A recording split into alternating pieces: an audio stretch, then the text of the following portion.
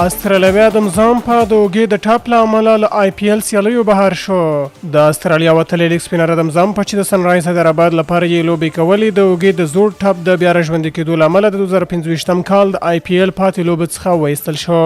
زمپا یوازې د سنرایز حیدرآباد لپاره 2 لوبې ترسره کړې چې پکې د 48 منډو په ورکړې یوه او د 46 منډو په ورکړې یوه ویکټه ترلاسه کړه. خو له دې وروسته د اوږې په ښي لاس کې درد احساس کړ او 4 لوبې له لاسه ورکړې. هغه اوس بیرته استرالیا ته تللی دی څو د خپلو ډاکټرانو سره مشوره وکړي. ویل کېږي دا هغه ټپ دی چې د 2023 کال نړیوال 500 جام کې ورسره مخامخ شوی و.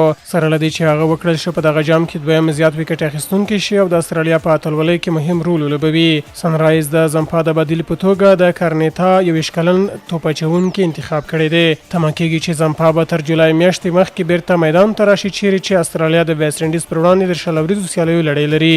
هغه د استرالیا د راتلونکي نړیوال شل ورځ جام لپاره کلیدي لوبغاړی ګڼل کېږي چې راتلونکي کال به په هند او سریلانکا کې ترسره شي.